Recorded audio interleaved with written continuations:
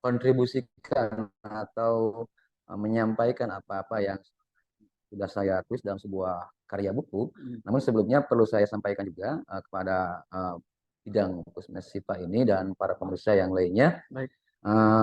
Buku atau tema ini lahir dari sebuah tesis atau sebuah penelitian yang saya lakukan di UIN Bandung pada tahun 2011-2012 seperti itu. Itu yang perlu saya sampaikan pertama. Yang kedua, tesis ini lahir dari sebuah apa namanya pandangan terhadap sebuah fenomena di Indonesia tentunya ya, khususnya di dunia umumnya, dalam dunia muslim, lebih khusus lagi dalam bidang hukum atau dalam bidang syariat Islam itu sendiri seperti itu. Maka lahirlah sebuah karya atau sebuah penelitian yang dulu itu awalnya saya beri judul Bunga Bank dalam Pandangan Ormas Islam. Di dalamnya tentunya tidak semua, tapi diwakili oleh 3 ormas. Pertama ormas Nahdlatul Ulama, yang kedua ormas Muhammadiyah, dan yang ketiga ada ormas Persatuan Islam atau Persis. Ya, kenapa saya memilih itu? Karena memang ketika dilihat dari sisi eksistensi ketiga ormas tersebut di Indonesia itu sangat besar sekali kontribusinya terhadap bangsa ini, kontribusinya terhadap negara ini, baik dalam tatanan ekonomi, hukum, dan yang lainnya, politik dan yang lain seperti itu. Itu yang perlu saya sampaikan di awal. Yang kedua, dalam masalah tema yang kita tawarkan pada saat ini adalah, ini perlu saya sampaikan dulu ya, Pak boleh, Rendra, ya, kerangkanya boleh. kerangkanya gitu, supaya nanti kita alurnya lebih enak dan lebih ini. Nah, dari judul tersebut ya itu dilahirkan menjadi pertemuan kali ini adalah dengan tema polemik riba dan bunga bank dalam fatwa organisasi Islam di Indonesia, seperti itu.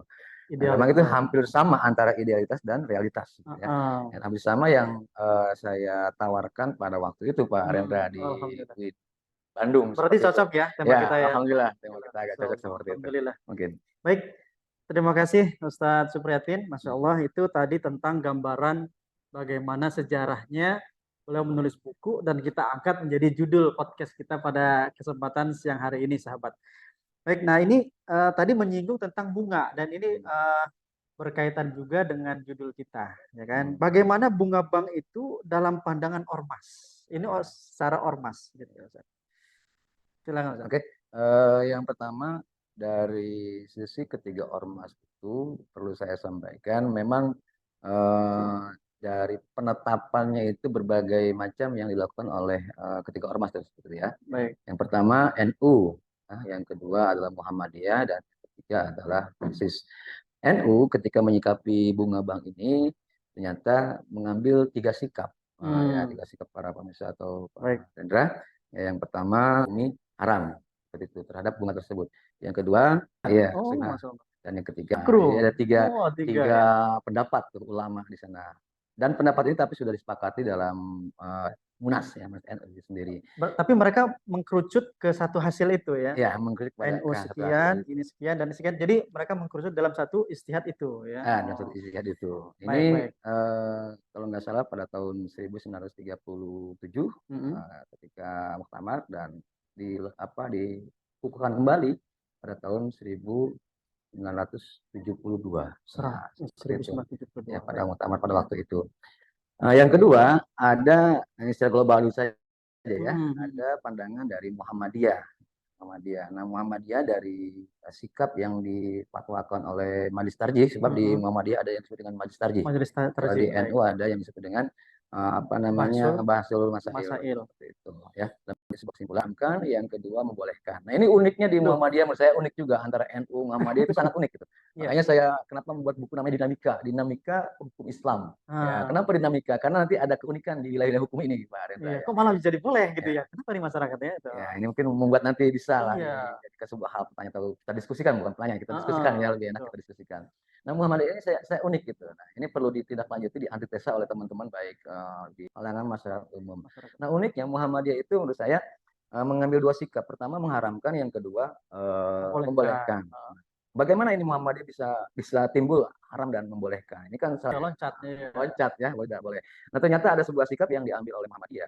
Yang pertama, ya jelas ketika kita melihat bunga, ya secara umum ya, saya bicara secara umum ya, secara umum mengatakan di situ ada alasan saya tidak ini kita diskusi ya, secara umum ada kezaliman. Sehingga di mana-mana apa namanya interaksi ekonomi ya baik dan yang lainnya ketika ada sisi kezaliman itu tidak diperbolehkan oleh agama seperti itu. Apapun itu, maka kezalimannya dari sisi pelipatan atau dari sisi keuntungan yang diraih atau diambil oleh bank itu secara besar, gitu. Sehingga membuat para peminjam atau para pengguna satu sisi kezalimi seperti itu, elaknya kezalimi. Dan kenapa Muhammadiyah? Nah ini unik. Kenapa Muhammadiyah itu ada yang bolehkan? Nah ini ternyata dilihat dari sisi apa namanya fatwa dari mereka itu bagi bank milik pemerintah. Karena di bank milik pemerintah itu menawarkan sebuah bunga ya bunga itu dengan standarisasi yang kecil. Nah, mungkin kalau bahasa kita sekarang kur lah. Seperti mungkin di apa namanya bisa masuk ke wilayah fatwa ini kur gitu. Nah, pandangan Muhammadiyah ketika bunganya kecil artinya sudah digaris ke bawah. Kalau nggak sekarang berapa 15% ke bawah ya per tahunnya itu dianggap oleh Muhammadiyah itu yang mewakilnya saya ini siap mengucapnya bunga itu boleh karena tidak ada unsur kezaliman atau tidak ada unsur apa namanya memeras. Apa karena yang tidak berlipat ganda itu maksudnya? Enggak ya? Ya, bukan karena memang sisi keuntungan yang diambil oleh sebuah bank sendiri masih masuk akal menurut mereka.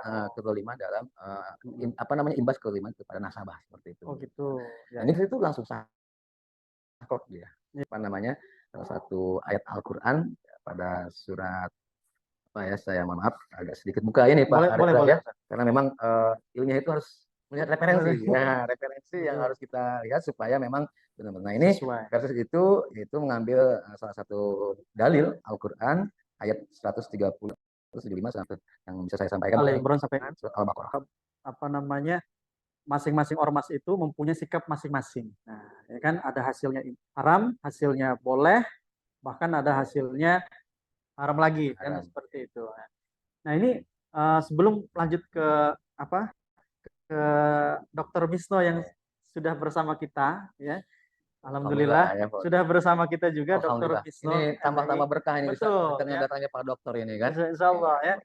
Tapi ada pertanyaan kedua ya sebelum kita lanjutkan ya karena nanti bisa dua pertanyaan itu ditanggapi oleh narasumber baik narasumber apa namanya Bapak Supriyatin MAG ataupun Bapak Dr. Bisno. Nah, tadi kan hasilnya demikian Ustaz. Itu mereka menggunakan metode apa dalam kok bisa mengambil seperti itu? Misalkan tadi ada disebut tarjih nih. Nah, tarjihnya itu yang seperti apa gitu kan. Nah, ini penting nih buat kita ketahui gitu. Bagaimana, Ustaz? Ya, jadi gini, memang dilihat dari sisi poin-poin yang saya fokuskan dalam penelitian ini atau dalam karya instruksi atau bangunan cara bagaimana sih cara penetapan umum di NU, bagaimana cara penetapan umum di Muhammadiyah, bagaimana cara penetapan umum di PNRI terhadap hasil. Betul. Ya, sebab dalam ilmu atau dalam ilmiah itu perlu saya tegaskan di sini yang terpenting itu bukan hasil, bukan produknya. Tapi yang paling terpenting ini dalam berbicara keilmiahan itu adalah proses membuat sebuah produk. Nah, itu. Kalau produk itu tiap zaman itu kan berubah. Produk itu. Ya mungkin dulu produk HP-nya. Nah, ini kan produk ini kita 2-3 tahun ke depan produk ini berubah menjadi HP Paranda kayaknya bagus. Ya. Nah, itu ini yang perlu saya tegaskan dalam sebelum menjawab ini ya. Yang terpenting itu adalah proses untuk mencari produk itu. Nah, makanya kenapa 3 ormas itu bisa berbeda dalam penyikapannya. Jangankan dalam ketiga ormas, dalam satu ormas pun ada berbeda. Pertama, ya NU dalam metode penetapan hukum. Yang pertama adalah melakukan sebuah ijtihad kolektif dan ini perlu saya sampaikan juga ijtihad kolektif itu adalah sebuah ijtihad yang dilakukan oleh berbagai macam orang. Beda kalau dulu kan Imam Syafi'i, Imam Maliki, Hambali, Hanafi itu ijtihad individual. Di zaman sekarang itu ya sudah banyak Mas katanya bulan depan berangkat NU di lembaga Basul Masailnya atau di Muhammadiyah Majelis Tarjihnya, di Persis ya Dewan Hizbahnya seperti itu. Nah di lembaga NU mengambil 3 sikap dalam penetapan hukum. Yang pertama ya NU itu mengambil apa namanya sebuah metode yang disebut dengan metode ilhaqi. Metode ilhaqi. Apa sih yang disebut dengan metode ilhaqi itu? metode ilhaq sebenarnya sama dengan kias, Hmm. ya, sama dengan kias. Cuma kalau kias itu bedanya, kalau kias hukum yang baru atau hukum yang akan ditetapkan atau objek hukum yang akan ditetapkan dikiaskan kepada Al-Quran dan hadis. Baik. Itu cari asalnya di Al-Quran dan hadis. Hmm. Ada nggak asalnya, nanti baru dikiaskan. Kalau ilhaqi itu bedanya ketika ada mau menetapkan hukum, katakanlah bunga sesuatu hal yang baru, atau misalkan asuransi sesuatu hal yang baru. Nah itu mau menetapkan bunga atau menetapkan asuransi, ilhaqi itu adalah mencari hukum yang sama, hukum baru yang sama terhadap hukum yang sudah ditetapkan oleh para ulama dalam kitab. Nah, dalam kitab kuning. Jadi referensi mereka awal itu, NU itu bukan langsung ke Al-Quran dan hadis, tapi melihat referensi ke kitab atau mungkin kesamaan dengan bunga itu apa, kan? Ketika dicari di kitab-kitab, misalkan mungkin sampai ke ternyata kalau bunga itu dinisbatkan ke wilayah wadiah, titipan. Jadi dinamakan wadiah. Wadiah. Jadi dihubungkan, diilhakkan atau dikiaskan, kalau bahasa umumnya dikiaskan kepada wadiah. Wadiah. Hukum wadiah. Titipan. Hukum titipan. Nah, hukum titipan itu di sana ada tiga.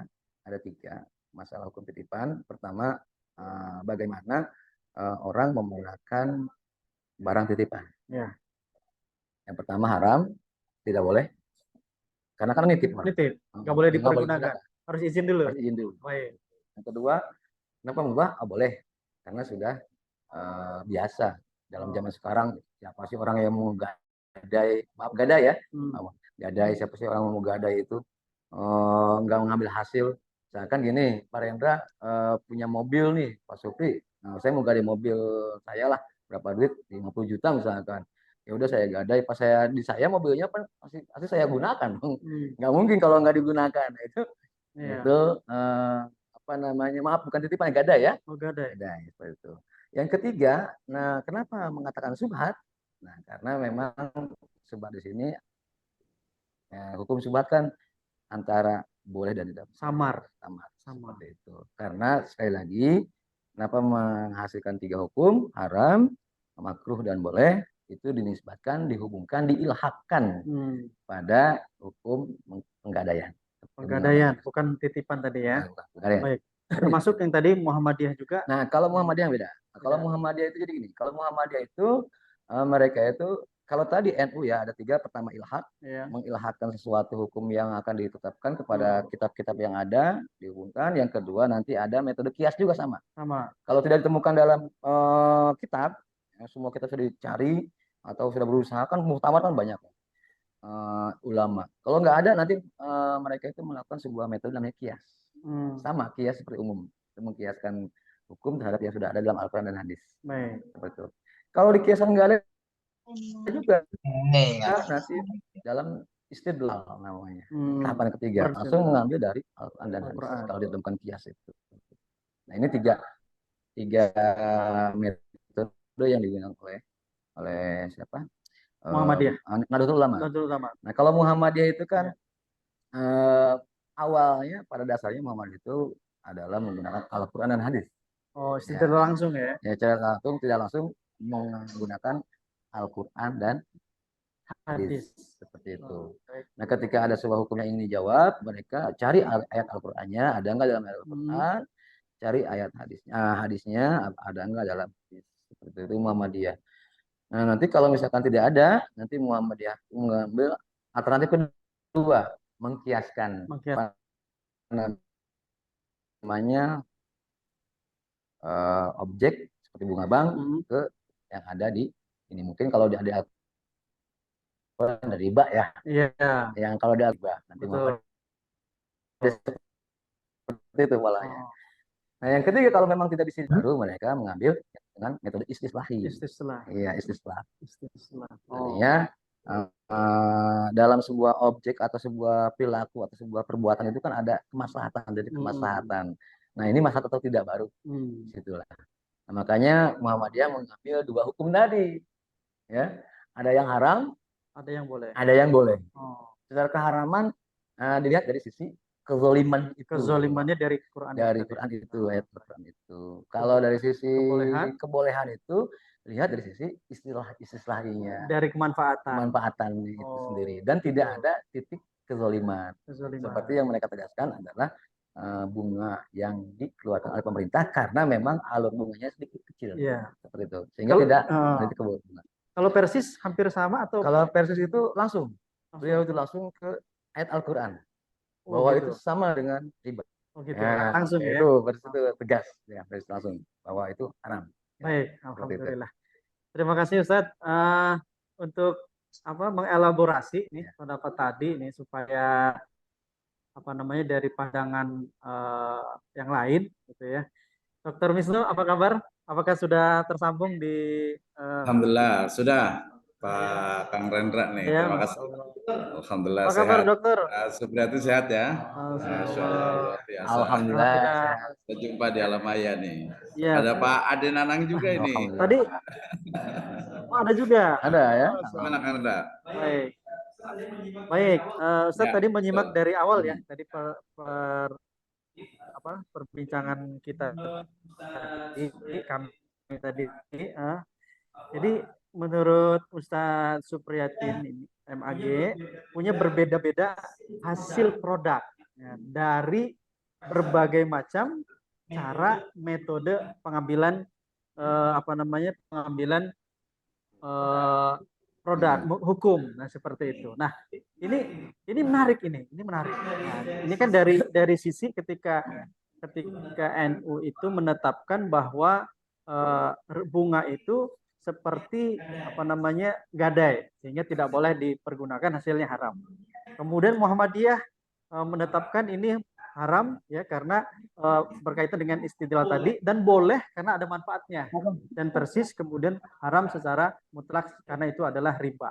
Nah ini sebenarnya di ekonomi syariah ini sudah ada kan pembahasan ini sudah lama ya, seperti itu. Nah mungkin boleh ditambahkan Ustaz supaya ini lebih lebih baik lagi, lebih elaboratif lagi gitu. Bagaimana Ustaz? Silakan. Ya, baik, terima kasih Kang Rendra ya, Ustaz Rendra luar biasa, yang terhormat juga Pak Ustadz Supriyatin ini seguru seilmu ya, karena memang di bidang hukum keluarga ya di syariah. Baik, terima kasih, alhamdulillah, salatu wassalamu ala rasulillah, amabad. Topik hari ini sangat menarik sekali memang ya. Ini kayaknya masih baru cangkangnya nih yang kelihatannya ini ya, nggak sih, udah mulai ada ke dalamnya lah, udah ke sabutnya kalau ibaratnya kelapa. Menarik ini Kang Rendra. Jadi pertama itu kita bicara tentang fatwa ya. Nah, berarti kita harus pahami tentang hakikat dari fatwa dalam konteks hukum Islam gitu ya. Bahwa fatwa itu kan sebenarnya kalau secara secara general itu adalah hukumnya itu mengikat bagi yang bertanya. Ya, terutama tadi mufti kan. Jadi mufti itu akan ditanya oleh seseorang, kemudian keluarlah fatwa dari mufti tersebut. Nah, dalam konteks kontemporer sekarang ini mufti ini tidak hanya satu orang, tetapi tadi boleh disebut dengan ya mujtahid yang sifatnya itu kolektif ya, sehingga misalnya di tetangga kita di Singapura sendiri ada mufti di sana yang memang menjawab berbagai persoalan. Nah, karena sifat dari fatwa yang sifatnya itu tidak mengikat secara umum, dia hanya mengikat bagi yang bertanya ya. Nah, ini menjadi hal yang memang menarik kalau dalam kajian Islamic law. Itu yang pertama ya. Kemudian yang kedua, tapi ternyata juga tadi kalau Pak Supri menyebutkan dinamika, betul ya. Ada dinamika tadi pemahaman terhadap fatwa. Saya ingin membawa ke makna fatwa dulu ya, biar Bapak sekalian, teman-teman semuanya, pemirsa sekalian paham apa itu fatwa ya. Tadi dari mulai pertama bahwa di perkembangan awal fatwa itu mengikat hanya bagi yang bertanya. Ya, jadi ketika seorang mufti mengatakan ini halal, penanya itu harus ikut. Ya. Nah, itu yang bertanya. Dia tidak mengikat kepada orang yang lain. Nah, ini menarik. Tapi kemudian muncul dinamika di mana kemudian fatwa ini bukan lagi dikeluarkan oleh seorang mufti yang hanya satu orang, tetapi menjadi sebuah lembaga keagamaan. masyarakat ormas. Nah, karena kemudian tadi sifatnya ormas atau lembaga, maka kemudian dia akan mengikat kepada pengikutnya, ya, pada pengikutnya dari seluruh ormas yang ada. Ini menjadi sifat yang kedua dinamika dari fatwa. Ya, dinamika kedua adalah bahwa fatwa itu mengikat kepada anggota dari lembaga keagamaan yang diikuti. Tapi kemudian ya yang berikutnya adalah dalam konteks Kesatuan Republik Indonesia, ya terutama dalam bidang muamalah ekonomi syariah, karena muncul yang disebut dengan DSN, Dewan Syariah Nasional. Ya, dan tugasnya atau salah satu lah ya dari tugas itu mengeluarkan fatwa yang terkait dengan ekonomi keuangan kontemporer. Nah, bedanya fatwa dari DSN dengan fatwa dari lembaga keuangan, maka DSN ini adalah satu lembaga yang dia itu secara legal formal itu diakui oleh undang-undang, ya kan? Sehingga kemudian sifat fatwa dari DSN ini adalah dia mengikat kepada seluruh double itu syariah. Nah, ini menjadi hal yang menarik, sehingga kemudian ya berarti umat Islam di Indonesia satu sisi dia bisa mengikuti salah satu mufti, kemudian bisa juga mengikuti salah satu dari ormas gitu ya. Tapi dalam konteks secara general di Indonesia itu mengikuti fatwa dari DSN MUI, karena kita tahu sendiri bahwa DSN MUI anggota-anggotanya adalah dari Nahdlatul Ulama, dari Muhammadiyah, dari Persis dan lembaga yang lainnya. Itu yang pertama, Kang Rendra ya. Jadi terkait dengan hakikat dari fatwa. Jadi ada 3 jenis. Nah, kemudian menarik memang tentang metode atau manhajul istinbat ya, ataupun istidlal dari masing-masing organisasi masyarakat ini atau ormas. Tapi saya lebih senang undang istilah lembaga keagamaan ya. Kalau namanya ormas kayaknya kok nggak enak kayak ormas ya. Lembaga keagamaan gitu ya. Lembaga keagamaan ini menjadi menarik lagi dalam kajian hukum Islam gitu ya. Jadi kita mengenal tadi ada Bahsul Masail, ada Al-Hizbahnya Persis, itu kita akan menemukan dan sebenarnya sebuah dinamika yang memperkaya. Karena ujungnya itu juga akan sama, ya. Itu ujungnya itu akan menemukan ketika memang semuanya itu ya lillahi ta'ala, artinya ikhlas memang mencari sebuah kebenaran, itu akan bertemu pada tali simpul yang sama. Nah, kalau terkait tadi dengan beberapa perbedaan ini juga mestinya pemirsa sekalian bisa, Ibu Rahmat harus bisa memahami ya, terutama kapan konteks dari fatwa itu dikeluarkan, kemudian nanti apakah mereka akan membuat fatwa baru, ada pembaharuan ya. Sekarang misalnya ini paham sekali bahwa agama itu mengatakan ngabang itu sebelum tahun 80 atau mungkin 90 ke bawah gitu ya, oleh Bang Muamalah itu ya boleh. Ya bolehnya itu kenapa? Karena ada karena memang nggak ada bank syariah, tapi dalam konteks itu sudah bisa juga sama gitu dengan yang konvensional, maka sebenarnya bisa jadi fatwa itu kan dinamika mengalami perubahan, sehingga ini yang menarik. Mungkin bisa mengelaborasi tentang masing-masing dari karakter tadi manhaj atau metode ijtihad dari masing-masing lembaga keuangan, sehingga ini akan menjadikan masyarakat kita itu lebih dewasa, lebih memahami misalnya karakter dari Nahdlatul Ulama begini, karakter dari dia begini, karakter dari Persis begini, sehingga kita tidak lagi, anak bangsa ini tidak lagi dikotak-kotakan gitu ya oleh lembaga keagamaan itu, karena ujungnya juga ternyata benar nih gitu ya. Tadi kalau disebutnya kalau mamanya Nahdlatul Ulama itu antara kalau Muhammadiyah itu dia adalah artinya itu dengan Persis itu juga masuk ke dalam pembaharuan ya, termasuk beberapa lembaga keagamaan yang lainnya. Kita akan menemukannya, tapi ujungnya kita akan menemukan pada hal-hal yang sifatnya memang sudah qat'i tentu saja. Nah, ini mungkin sifatnya ini kan bicara tentang bunga bank nih gitu ya. Bunga banknya nih terutama bank nasional gitu ya. Nah, berarti juga harus bicara tentang, kemarin kita sudah bahas tentang yang bank syariahnya nih, titik kritis mana nih yang mungkin menjadi pemahaman gitu ya. Jadi pemahaman berarti nanti next mungkin podcastnya undang yang memang praktisi perbankan, tapi yang jujur. Iya, gitu. Apa sih ya? apa ada kita banyak teman lah di BSI, di BJB Syariah banyak. Tapi Apa? gini loh, misalnya kita masih nggak bisa nih bebas dari apa aturan-aturan yang ada di BI, kemudian penetapan dari bagi hasil juga harus ada lihat-lihat lagi di BI rate-nya gitu ya, kemudian di standar bunga banknya gitu harus dilihat gitu, sehingga ini menjadi hal yang menarik Kang Rendra nih. Tujuannya nih, kalau saya podcast ini tujuannya adalah agar masyarakat kita itu semakin dewasa gitu ya, semakin dewasa dengan apa? Dengan berbagai istilahnya itu metode penetapan hukum oleh masing-masing lembaga keuangan. Nah, itu kan Dokter Wisnu elaborasi ya, panjang lebar luar biasa ya. Ini semakin menarik nih. Ternyata tadi yang disampaikan oleh Ustadz Supriyatin itu pemirsa apa namanya? Pasti ada perbaharuannya sekarang mungkin dari DSN MUI ya, karena sudah ada bank syariah, sudah bahkan diakui oleh negara sekarang dengan BSI itu ya. Nah ini kita apa namanya keep bahwa itu benar yang terjadi di masyarakat sekarang itu bunga itu sudah mulai ditinggalkan, bahkan sudah ada apa namanya bank syariah itu sendiri. Nah tapi yang menarik itu sebenarnya adalah metode tadi, sebenarnya metode itu ya, ketika karakter dari apa namanya lembaga keagamaan ya Sat, ya bukan ormas tadi. Lembaga keagamaan itu punya cara tersendiri. Nah ini juga sangat menarik sehingga hasilnya masing-masing berbeda. Nah, seperti itu. Baik.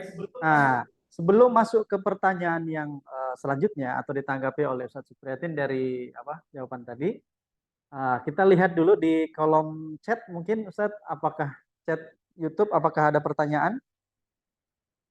Belum ada. Dari Zoom apakah ada yang mau apa bertanya?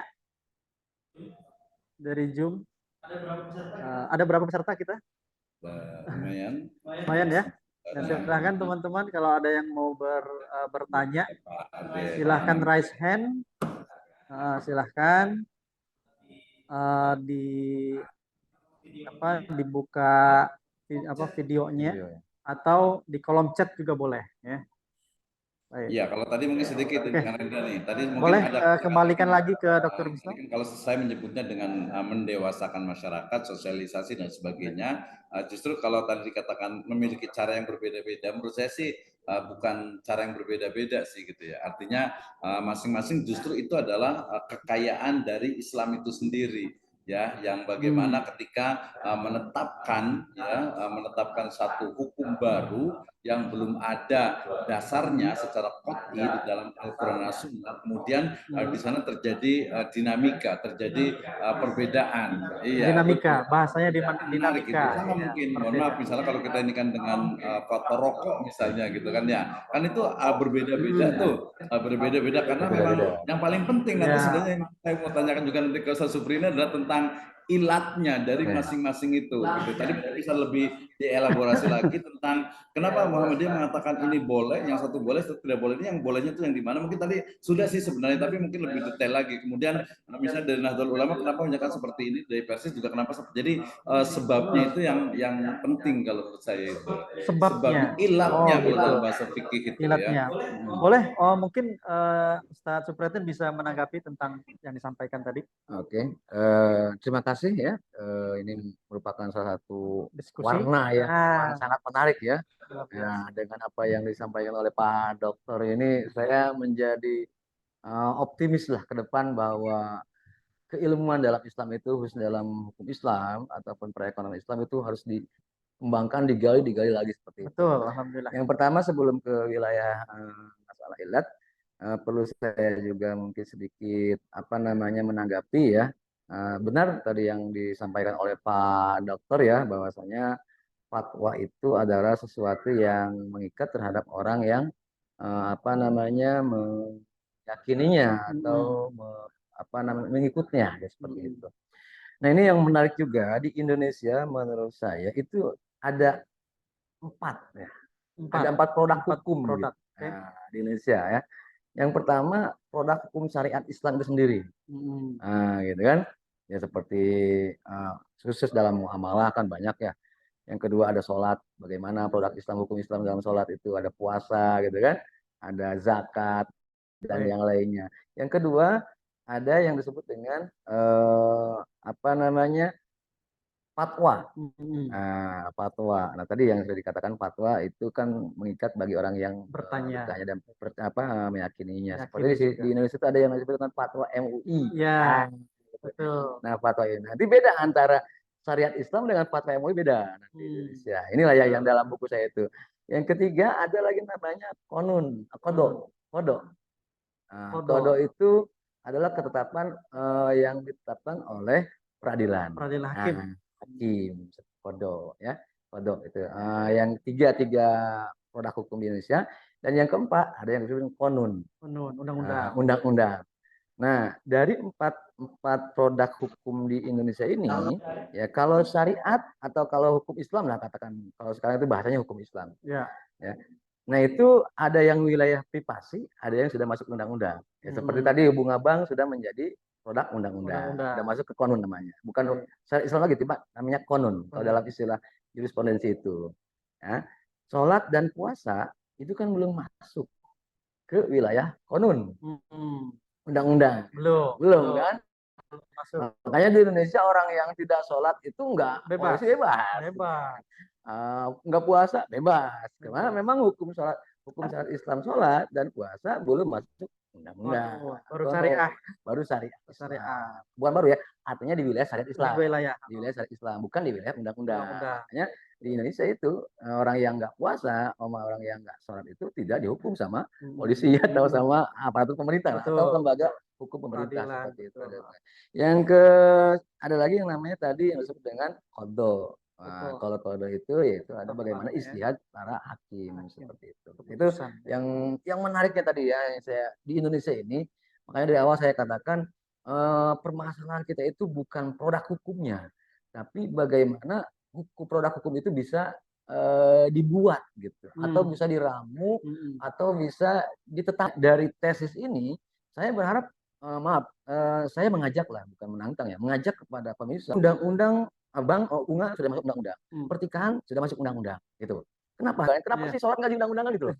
Atau puasa, artinya menurut saya bisa sebenarnya, bisa sholat diundang-undangkan atau ada peluang untuk diundang-undangkan, seperti hukum bunga atau hukum mungkin sehingga mengikat negara, bukan hanya wilayah batinnya atau kepercayaan seperti itu. Itu kan lebih ini ya, lebih Islam itu untuk melaksanakan syariat Islam atau hukum pesan moral yang ada dalam penelitian saya atau ya nggak ada wilayah haram-haram lagi bunga ini, bisa saja atau atau mungkin 10 tahun ke depan mungkin ada lebih itu, apalagi sekarang ekonomi Islam tentang gimana kita sebagai umat Islam yang yakin akan hukum Islam Allah Subhanahu wa taala bisa menjadi sebuah awan umat yang ada di Indonesia. Ada gitu baik dengan tadi lembaga keagamaan gitu. Baik, saya mungkin sekali seperti itu kan ada jalan-jalan tiga bagaimana mengambil. Baik, demikian ya tadi bahwa tentang fatwa dari Mas tadi itu ya, itu sebenarnya masih belum final ya tadi ya dipakai oleh Ustaz Supriyatin tadi dan Dr. Misno. Masih belum ya? Baik. Oke. Ketiga dari saya ya, mungkin bisa ditanggapi juga oleh Dr. Misno nanti.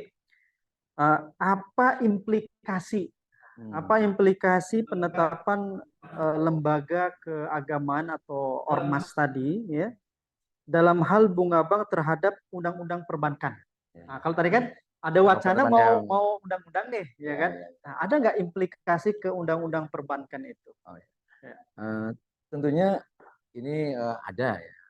Ketika undang-undang di Indonesia itu kan mengambil dan atau hukum-hukum yang ada di dalamnya, seperti hukum agama seperti itu. Nah, hukum agama itu salah satunya adalah NU, Muhammadiyah, dan para lembaga keagamaan yang ada di Indonesia itu NU, Muhammadiyah, dan Persis, apalagi negara itu untuk mengakomodir bunga ini disikapi di Indonesia. Tahu itu tahun 1937 itu keluar fatwa seperti itu dari NU, dan tahun 1000 puncaknya pada tahun sekitar tahun 90-an yang tadi yang dikatakan oleh Pak Dr. Misno itu ya, ke belakang sudah masih belum. Nah, tahun 1909. Nah, setelah saya teliti, maaf ini karena terus terang saya bukan di sini ya. Undang-Undang Nomor 7 ya tahun 1992 tentang perbankan, Undang-Undang Nomor 10 tahun 1998 itu keluar undang-undang ini hasil dari ajuan atau usulan dari ketiga ormas itu paling besarnya. Seperti Undang-Undang Nomor 7 Tahun 1992 itu dan Undang-Undang Nomor 10 Tahun 1998 itu lebih banyaknya itu ya. Ada pengaruhnya juga Ada ya. pengaruh besar, bukan Besar, ada ya. itu memang dari situ lah. Efeknya, Dari ya. efek dari bahkan kalau nggak salah Persis itu sudah membuat bank sendiri itu. Persis itu gara-gara dari wilayah apa namanya sendiri Iya. itu Karena mereka sudah karena sudah pakem, pakem ya nggak mau. Artinya kan itu dorongan secara kondisi masyarakat mungkin nanti disponsori oleh ya. Nah, kita bareng-bareng ini 19 di wilayaya perbankan masalah undang-undang pertikahan itu termasuk undang-undang. Nah, ya PR kita ada itu hubungannya Pak aplikasi sangat besar sekali. sangat betulnya adalah dorongan dari Ormas. Baik. 92 ya. 92. 92 ya. Oke, ini ada pertanyaan dari YouTube Ustaz. Oh iya. Dari YouTube ya bahwa ada saudara Furkon. Ya, Masya Allah saudara Furkon. Dari perbedaan 3 organisasi tadi, mana yang harus kita pegang atau ikut? Izin bertanya Ya, masalah mana yang mau kita ikuti kembali kepada tadi kan fatwa ya. Fatwa itu yang dikatakan itu orang yang mau menjalankan fatwa NU ya silakan, fatwa Muhammadiyah silakan, apa namanya fatwa Persis silakan, di namanya yang disebut dengan pengambilan sikap sebagai otak mereka. Betul. Saya sendiri kan tidak bisa harus pakai A, pakai B, bisa saya sampaikan. Boleh. Imam Al-Ghazali itu dalam wilayah ekonomi, kata Imam Al-Ghazali, atau dalam wilayah fikih, beliau mengatakan teorinya teori musawwibah itu gini, teori musawwibah itu adalah teori yang saling membenarkan. Saling membenarkan. Baik. Yang cuma yang dipermasalahan itu nanti, misalkan ada dua pendapat ulama, misalkan. Yang ulama A mengatakan C, yang ulama B mengatakan D, katakan yang ulama A mengatakan ini kata Al-Ghazali dalam wilayah fikih ya Ustaz, bukan syariat. Nanti beda lagi antara syariat dengan fikih. Kalau di buku saya sangat lengkap sekali, ini ada buku namanya Pak Rendra, bisa silakan ditunjukkan di buku itu fikih memakai ayat-ayat dan hadis qot'i.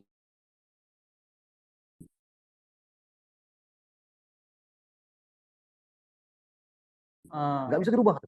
Masih itu ada perbedaan kadang-kadang ya Syafi'i gitu. Atau mungkin zaman sekarang itu karena istilahnya jam'i atau kumpulan, Muhammadiyah boleh, NU enggak. Itu kan pilihan. Fikih dalam fikih ya.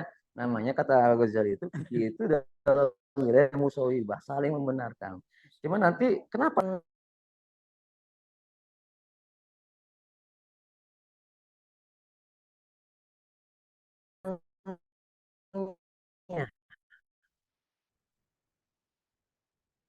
mengeluarkan fatwa itu gitu. Kita lihat kan sudah masuk jam jam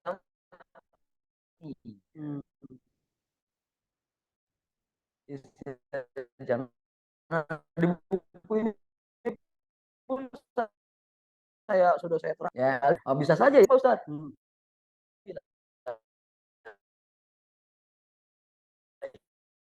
Ya apa? Oke. Kayak tadi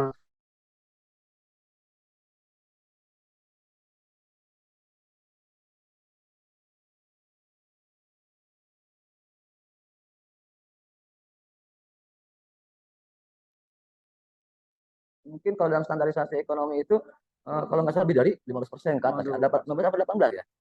Artinya standar negara itu yang sampai 30%, 40%. Nah itu kata Muhammadiyah haram. Seperti itu Pak. Yang kalau kenapa halal? Ya karena tadi kalau bumi bawah itu masih halal karena tidak ada unsur atau penyekikan lah kalau bahasa itu tahu. Udah untuk penindasan lah seperti itu. Nah, kenapa itu bisa menurut saya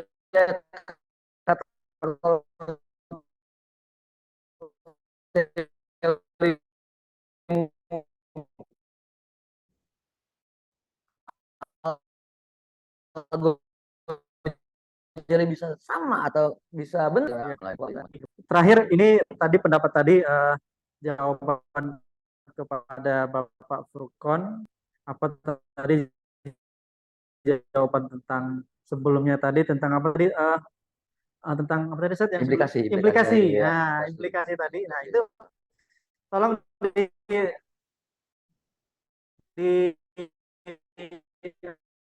disampaikan kembali Ustaz.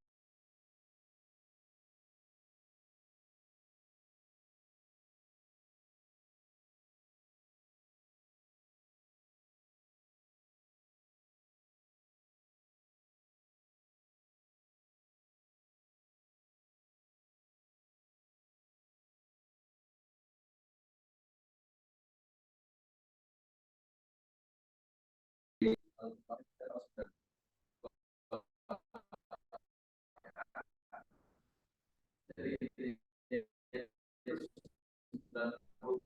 bawah lah semuanya. Jadi ini menjadi hal menarik ketika kita sekarang kalau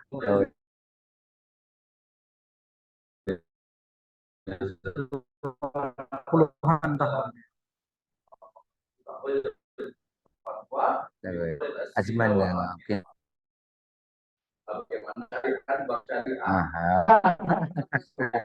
benar-benar itu Pak. Ini lagi.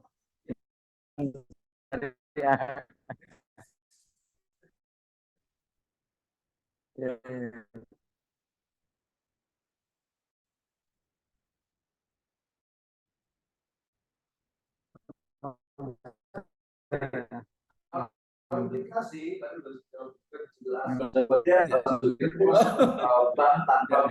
tadi gitu ya. Jadi kalau implikasi itu sangat jelas sekali. Jadi pertama itu bahwa Undang-Undang 92 itu hanya berbicara bank tanpa bunga. Ya, setelah itu baru nanti ada dual system banking. Baru yang 2008-nya baru langsung perbankan syariah. Udah jelas sekali dan itu memang dorongan dari ya kita sebut saja masyarakat akar rumput. Seperti kemarin saya katakan bahwa dengan pola bottom up ya di Indonesia itu memang seperti itu. Ya, artinya masyarakat baik secara individual utamanya dalam melalui lembaga keagamaan itu akan memberikan ide gagasan ya apalagi dalam konteks demokrasi itu untuk apa ya agar pemerintahan itu bisa mengatur berbagai bagian dari atau apa dari yang ada di masyarakat ya misalnya tadi tentang sholat zakat bulan puasa itu mungkin kemudian ada teman juga di UIN Bandung itu bikin disertasi tentang iqab bagi orang yang tidak membayar zakat.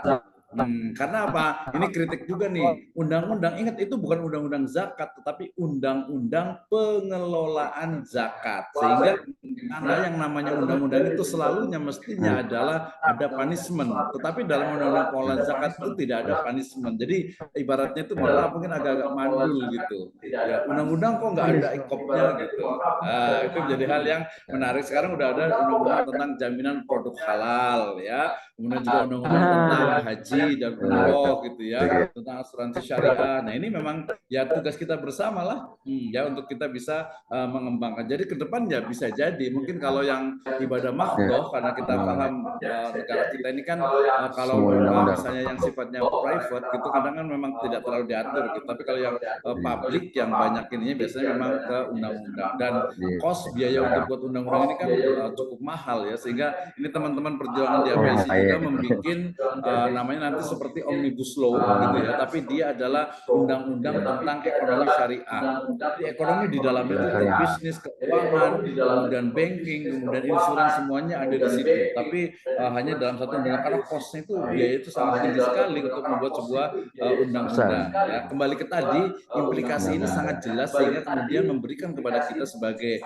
bangsa bangsa dari negara kesatuan Republik Indonesia untuk memang betul-betul aktif gitu ya, aktif jangan diam gitu. Artinya apa yang kita bisa berikan untuk agama, bangsa dan juga negara gitu ya. Jadi implikasinya sangat kuat sekali. Bahkan sekarang kalau dengan adanya ini juga nanti 2024 nih pasti akan ada negosiasi. Kemarin alhamdulillah saya selalu bersyukur kepada Pak Kiai Ma'ruf gitu ya dengan perjuangan beliau ekonomi syariah ini luar biasa. Ke depan mudah-mudahan ada banyak lagi Kiai Ma'ruf yang lain yang bisa memperjuangkan ekonomi Kiai nanti soal ya itu jadi implikasinya luar biasa. Baik, alhamdulillah. Terima kasih Pak Dr. Wisno MI dan juga narasumber kita buat Pusmes yang di rumah.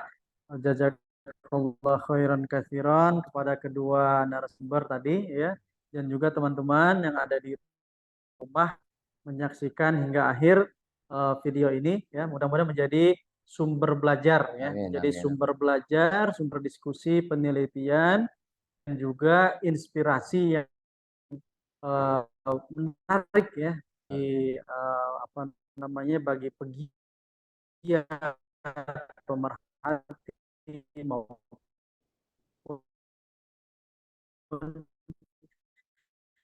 peneliti ekonomi syariah. tetap bersama Pusmesa dan jangan kemana ya. Yang mana